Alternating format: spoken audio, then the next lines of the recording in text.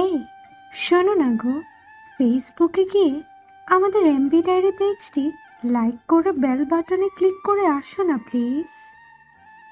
আপনি যদি কাউকে মন থেকে ভালোবেসে থাকেন তাহলে অপেক্ষা করুন, একদিন সে অবশ্যই আপনার কাছে ফিরে আসবেই।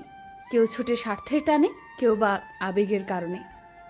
আজ আমি তোমার জন্য অপেক্ষা করি, তাই তুমি আমার কষ্টটা অনুভব করতে পারো না। যেদিন তুমি কারোর জন্য অপেক্ষা করবে সেদিন বুঝবে অপেক্ষা করতে কতটা কষ্ট হয়। তবে সময়ের সাথে সাথে প্রকাশ ভঙ্গিতে পরিবর্তন চলে এসেছে। কাউকে ব্লক করে গোপনে তার প্রোফাইল চেক করার নামই হয়তো ভালোবাসা।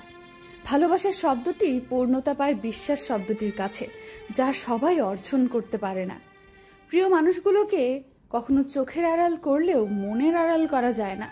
কথা দিয়েছিলাম তোমার সুখের জন্য সবকিছু ত্যাগ করতে পারবো, কিন্তু সেই জন্য যে তোমাকে ত্যাগ করতে হবে তা কখনো ভাবিনি। তেল মেরে কারো কাছে ভালো হওয়ার চেয়ে উচিত কথা বলে বেয়াদব হওয়া অনেক ভালো। মেয়েদের বলছি, নিজের যেটা চাও সেটা করো, লোকে কি বলে সেটাই কান দিও না। তুমি যেদিন জন্মেছিলে সেদিনও লোকে বলেছিল ইস মেয়ে হয়েছে। জীবন নিয়ে আমরা যতই কল্পনা করি না কেন, ভাগ্যে যা লেখা সেটাই ঘটে। শুধু চাইলেই কি আর হয়, কিছু জিনিস কপালেও থাকতে হয়। একাকিত্ব অতিরিক্ত কাউকে ভালোবাসার ফল।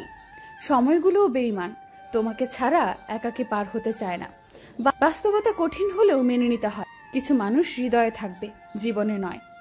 ঝগড়ার পরে সেই প্রথম কথা বলে যার কাছে সম্পর্কের দাম অনেক বেশি।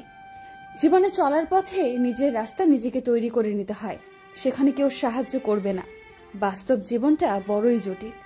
একটি সত্যিকারের ভালোবাসা একটা অসহায় জীবনকে নতুন রূপ দিতে পারে, আবার একটি মিথ্যে ভালোবাসা একটি সুন্দর জীবনকে ধ্বংস করে দিতে পারে।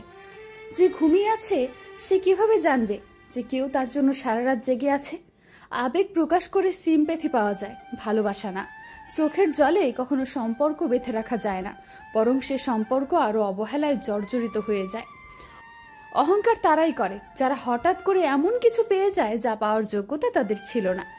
ব্যর্থতায় হতাশার কিছু নেই, শুধু মনে রেখো অন্ধকার যত গভীর হয় সূর্য তত দ্রুত উদিত হয়। মানুষ যেই পরিস্থিতিতে থাকে সেখানে একদিন না একদিন মানিয়ে নেয়, সেটা যতই ভয়ঙ্কর পরিস্থিতি হোক না কেন। অবহেলাও হতে পারে।